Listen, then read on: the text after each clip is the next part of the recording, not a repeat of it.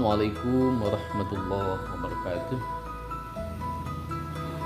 Seraya memanjatkan puji dan syukur kepada Allah Subhanahu wa taala. Salawat beserta salam mari kita senantiasa curah limpahkan kepada baginda Nabi besar Muhammad sallallahu alaihi wasallam.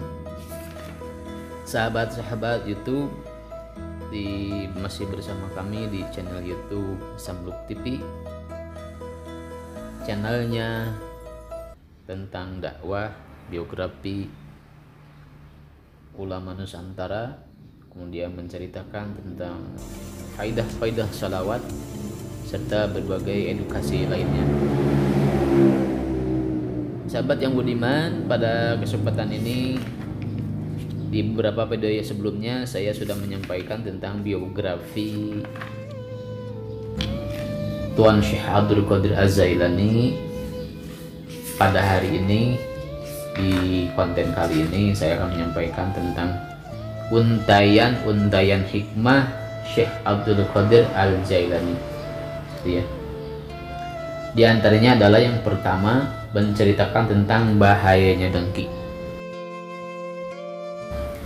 Bismillahirrahmanirrahim. Dengan memohon petunjuk dan ridho Allah Subhanahu wa taala. Mohon maaf apabila dalam menyampaikan bahaya dengki menurut Syekh Abdul Qadir Al-Zailani dalam untayan hikmahnya yang dikumpulkan dalam satu buku yang berjudul Jalal Al-Khatir. Unggahnya seperti ini. Wahai anakku, berhati-hatilah dengan sifat hasud, dengki.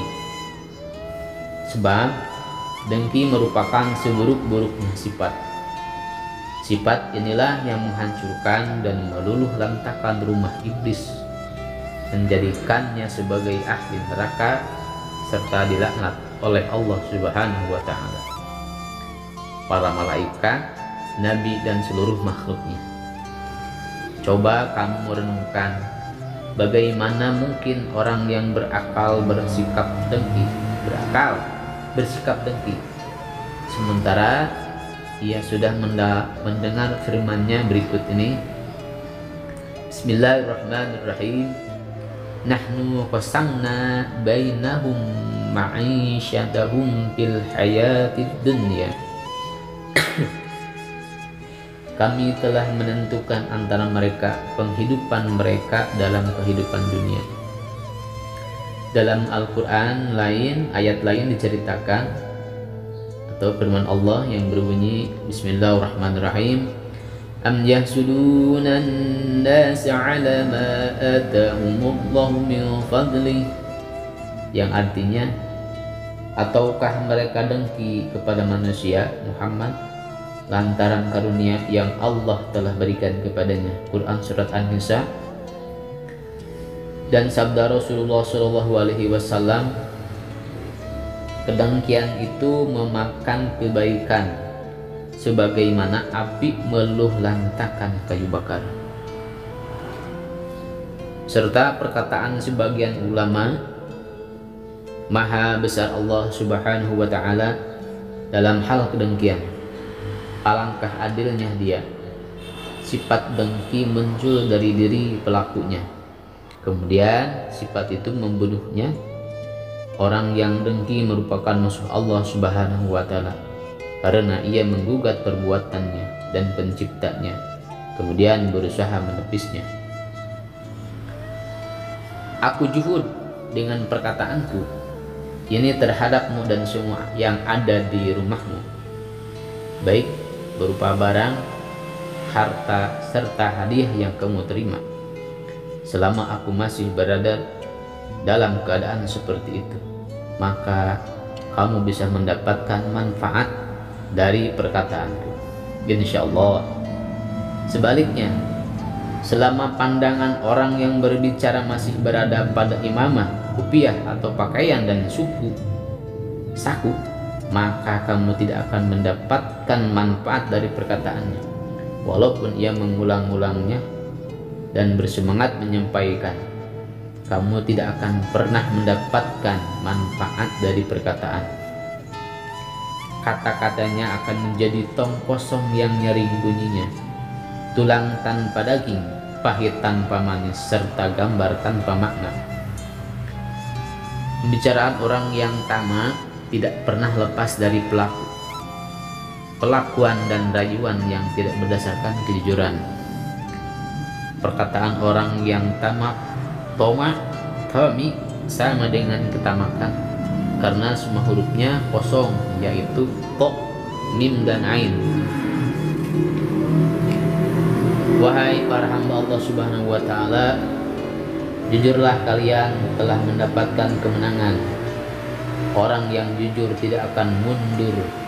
Orang yang jujur dalam mengesahkannya tidak akan dikalahkan oleh perkataan nafsu, hawa, dan setan. Orang yang jujur dalam mencintainya tidak mendengar kata-kata pemecatan, dan kata tersebut tidak akan masuk ke dalam telinga.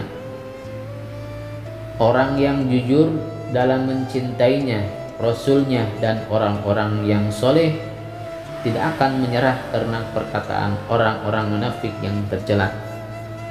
Orang yang jujur mengenal orang yang jujur lainnya, sedangkan orang yang dusta mengenal pendusta lainnya.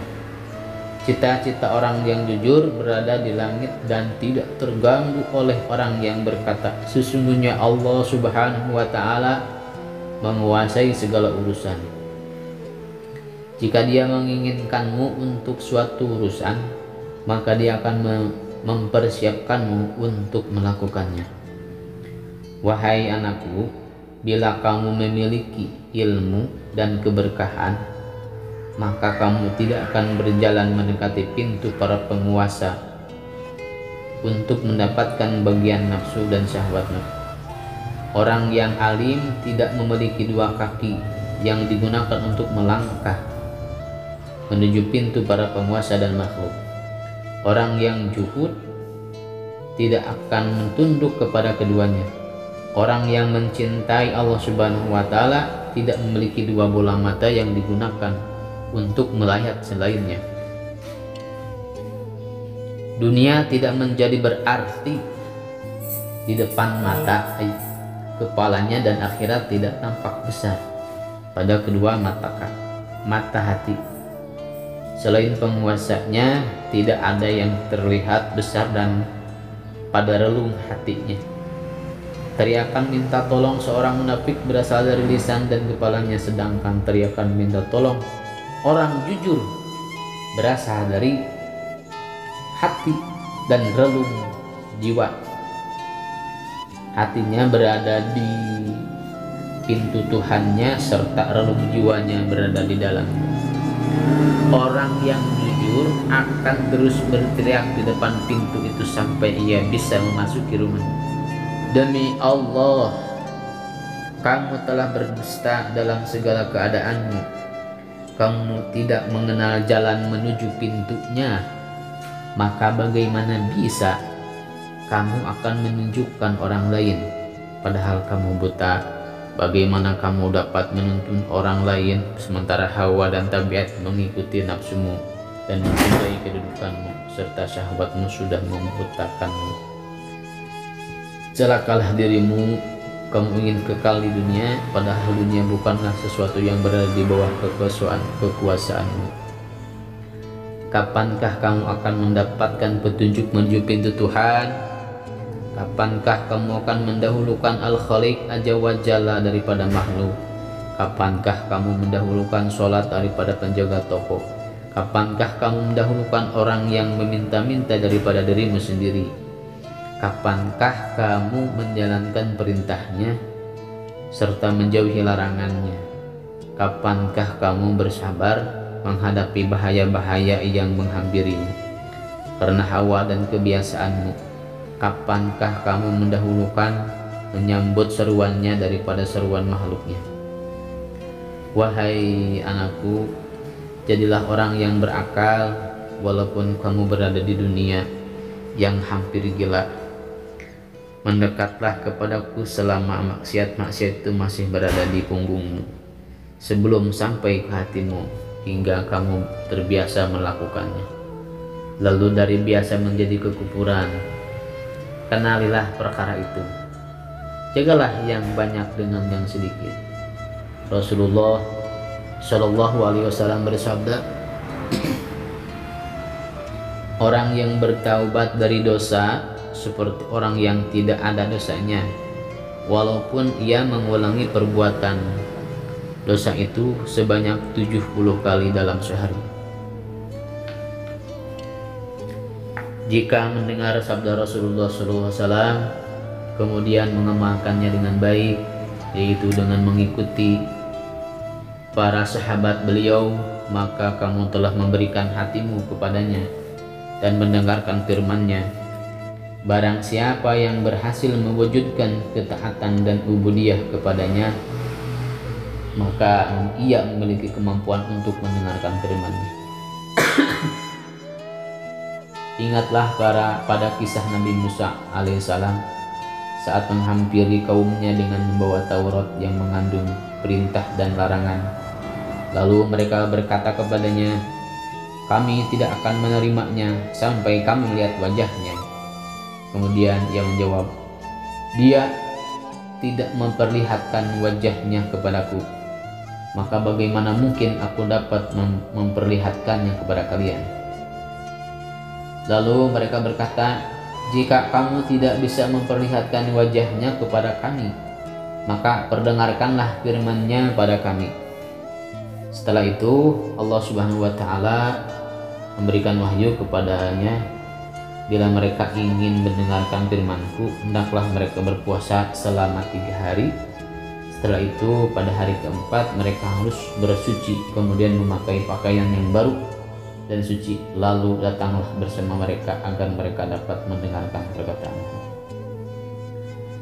Lanjutnya kemudian Nabi Musa alaihissalam memberitahukan wahyu tersebut kepada mereka dan mereka pun melakukannya.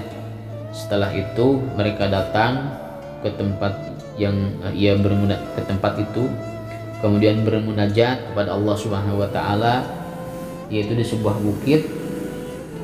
Ia memilih 70 orang kaumnya dari kalangan para ulama dan orang yang zuhud. Kemudian Allah Subhanahu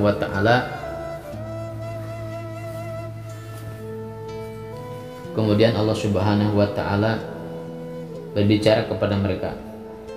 Lantas semuanya meninggal dunia saat itu. Hanya tinggal Nabi Musa sendirian. Lalu Nabi Musa berkata, wahai Allah, Engkau telah mewafatkan umat terbaikku. Ia pun hanya bisa menangis. Setelah itu Allah Subhanahu wa Ta'ala merahmati tangisan Nabi Musa alaihissalam dan hidupkan mereka kembali. Lalu mereka berkata, wahai Musa, kami tidak mampu mendengarkan firman Allah Subhanahu wa Ta'ala. Maka dari itu jadilah kamu perantara di antara kami dan dia. Kemudian dia berbicara kepadanya dan ia menyampaikannya kepada mereka serta mengulang lagi firman-Nya. Ia mampu memperdengarkan firman-Nya karena kekuatan imannya serta berhasil mewujudkan ketaatan dan ubudiyah kepada Allah. Sedangkan mereka tidak mampu mendengarkan firman lantaran lemahnya iman mereka. Andai saja mereka menerima ajaran-ajaran yang terkandung di dalam Taurat, menaati perintah dan larangan yang ada di dalamnya, serta beradab dan tidak berbicara, maka mereka akan mampu mendengarkan firman-Nya. Wahai anakku, berusahalah secara maksimal dalam menaati Tuhanmu. Berusahalah memberi kepada orang yang tidak memberimu, berhubungan dengan orang yang memutuskan silaturahmi kepadamu, dan memaafkan. Berusahalah agar badanmu bersama para hamba dan hatimu bersama Tuhan seluruh hamba. Berusahalah untuk jujur dan jangan berdusta. Berusahalah untuk ikhlas serta tidak munafik. Luqman Al-Hakim berkata, wahai anakku, janganlah memperlihatkan kepada manusia bahwa kamu bertakwa kepada Allah Subhanahu wa Ta'ala. sedangkan hatimu bermaksiat. Celakalah dirimu, janganlah kamu menjadi orang yang memiliki dua wajah, dua lisan dan dua perbuatan. Aku berikan kekuasaan terhadap setiap pendusta, munafik dan dajjal. Aku diberikan kekuasaan terhadap setiap orang yang bermaksiat kepadanya. Adapun kelompok yang paling besar maksiatnya adalah iblis, dan yang paling kecil adalah orang fasik. Aku diberikan kekuasaan untuk memerangi setiap yang sesat dan menyesatkan, serta menyerukan kebatilan dengan memohon bantuan seraya berseru, tiada daya dan upaya kecuali di tangan Allah yang Maha Agung lagi Maha Mulia. La haula wa la quwwata illa billahil aliyyil qadir. Ya Allah, timpahkanlah taufik kepada kami serta sesuatu yang Engkau ridai.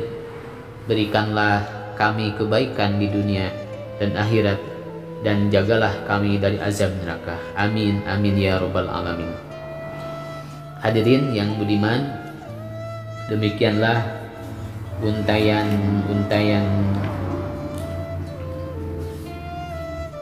hikmah dan wirid sehari-hari dari Tuan Syekh Abdul Qadir Az-Zailani. Mari kita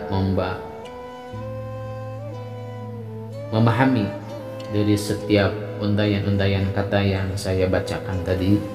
Mudah-mudahan ada manfaat untuk selalu menambahkan keimanan dan ketakwaan terhadap Allah Subhanahu wa ta'ala melalui video ini.